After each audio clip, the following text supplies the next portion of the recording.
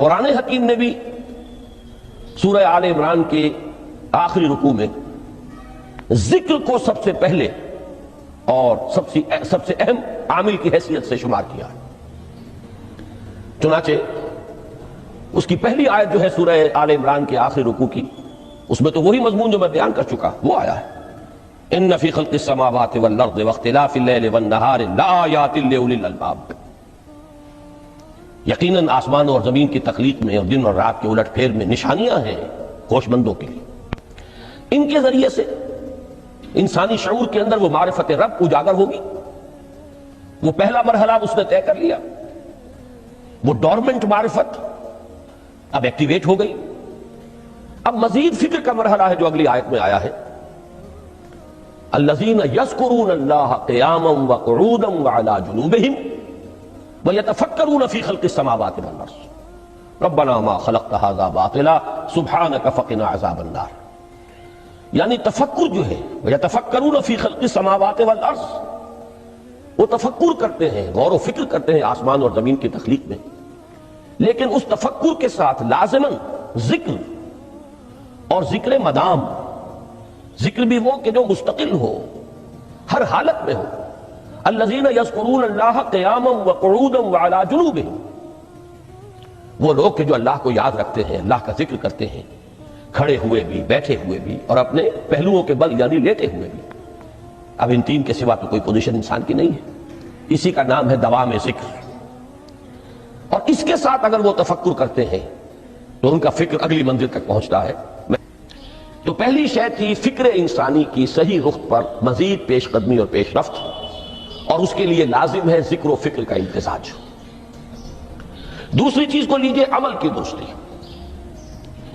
اس عمل کی درستی کے لیے اللہ تعالیٰ کے ساتھ ایک گہرے تعلق کی ضرورت ہے، اس لیے کہ صبر کی بحث میں یہ مضامین شاید آپ کے سامنے آ گئے ہو کہ صبر، جہاں مصیبت پر صبر ہوتا ہے، تکلیف پر صبر ہوتا ہے، اللہ کے احکام پر جمنا یہ بھی صبر ہے، نفس کی خواہشات کی باغ کو تھام کر رکھنا، کھینچ کر رکھنا یہ بھی صبر ہے، اور استقامت کسی شے پر قائم رہنا یہ بھی صبر ہے۔ تو عمل صحیح پر استقامت کے لیے وَاصْبِرْ وَمَا صَبْرُكَ إِلَّا بِاللَّهِ، اس صبر کی سب سے اہم جو بنیاد ہے، اس کا جو سب سے بڑا ذریعہ ہے، اس کا جو سب سے بڑا سہارا ہے، وَمَا صَبْرُكَ إِلَّا بِاللَّهِ، اس کے لیے ضرورت ہے ایک گہرے تعلق کی کہ اللہ کے ساتھ ایک ایسا تعلق برقرار رہے جو نہ صرف گہرا ہو بلکہ دائم و قائم، مسلسل۔ ذرا ذہول ہوگا تعلق مع اللہ میں، ذرا کمی آئے گی، شیطان کا وار کاری ہو جائے گا۔ اسی کو حضور نے حدیث میں یوں تعبیر کیا ہے تمثیلاً کہ جو دل اللہ کی یاد سے غافل ہے، اس پر فارسی کا وہ مقولہ بھی ہے کہ خانہ خالی را دیو میں گیرت، گھر خالی رہے تو جنات اس پر دیو جو ہے آ کر قبضہ جما لیتے ہیں۔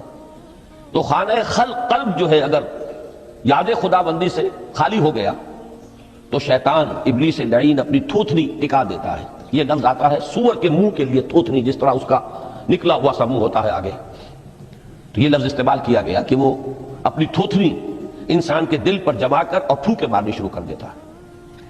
تو شیطان کو موقع ہی تب ملتا ہے جب انسان کے تعلق مع اللہ کے اندر کمی ہو، وہ خانہ بالکل خالی ہو گیا ہو یا اتنا ضعیف ہو گیا ہو کہ کل عدم ہو جائے، گویا کہ نہیں۔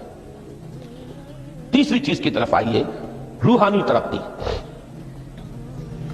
روحانی ترقی کے لیے میں ایک اصطلاح کے سامنے لا رہا ہوں، اس سے مراد کیا ہے؟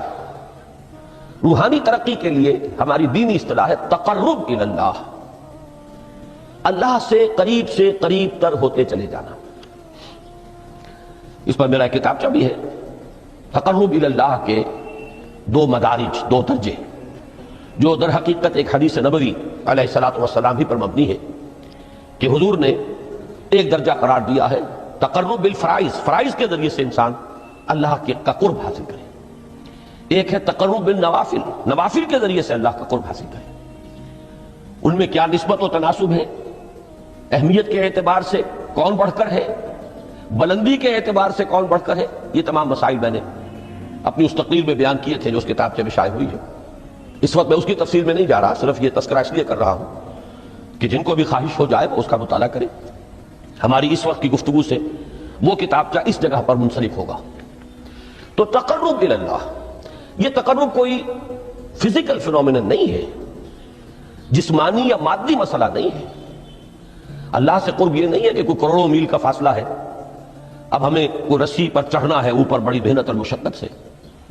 فصل تو ہے ہی نہیں، فاصلہ ہے ہی نہیں، بعد ہے ہی نہیں۔ نحن اقرب الیہ من حبل الورید، ہم تو انسان سے اس کی شہرگ سے بھی زیادہ قریب ہیں۔ ہوا معکم اینما کنتم، وہ تو تمہارے ساتھ ہی ہوتا ہے جہاں کہیں بھی تم ہو، بس صرف یہ کہ تمہاری توجہ نہیں ہوتی، تم اور چیزوں میں مشغول و مصروف رہتے ہو، تم ہماری طرف دھیان ہی نہیں دیتے، تم ہماری طرف متوجہ ہی نہیں ہوتے۔ ہم تو مائل بے کرم ہے، کوئی سائل ہی نہیں، راہ دکھلائیں کسے رہنو منزل ہی نہیں۔ انسان جب متوجہ ہو جاتا ہے اور بڑھتا ہے، آگے پیش قدمی کرتا ہے روحانی اعتبار سے، تو یہ ہے در حقیقت تقرب الی اللہ، اور یہی اسی کو ہم کہیں گے روحانی ترقی۔ اب ان تین چیزوں کو اگر آپ نے ذہن میں جما لیا، پھر میری بات کی ترتیب اس کو ذہن میں قائم کیجئے۔ ہم چلے کہاں سے؟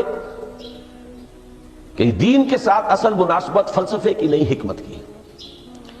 نمبر 2، حکمت قرآنی کا پہلا اور اہم ترین اور بنیادی مسئلہ معرفت رب کا حصول ہے۔ اس کا نتیجہ شکر خداوندی ہے، اس کا ذریعہ آیات آفاقی، آیات انفسی، اور سب سے بڑھ کر آیات قرآنیہ ہیں جو الذکر ہے، جو تذکرہ ہے، جو ذکرہ ہے۔ لیکن اس پہلے مرحلے کو اگر کوئی انسان بفضل ہی تعالی، اللہ کے فضل و کرم سے طے کر لے، اب اس کے سامنے تین مسئلے ہیں۔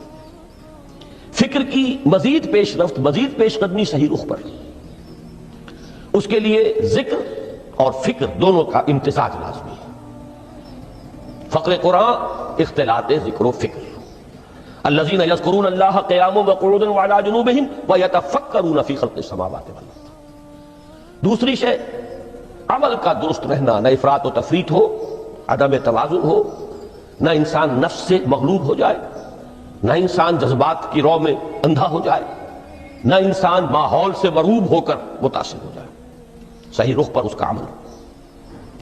نمبر 3، روحانی ترقی، جو اصل حاصل ہے، جو اصل مقصود ہے۔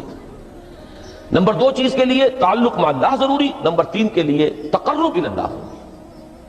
اب غور کیجئے، ان تینوں چیزوں کا بڑا گہرا تعلق ہے نماز کے ساتھ۔ ان تینوں کے لیے ستون کی حیثیت نماز کو ہے، لہذا ایمان کے بعد یا معرفت رب کے بعد حکمت دین کا اہم ترین مسئلہ نماز، صلاۃ، اس لیے کہ ایک طرف یہ انسان کو اللہ کے ساتھ ایک گہرے تعلق کا ذریعہ فراہم کرتی ہے،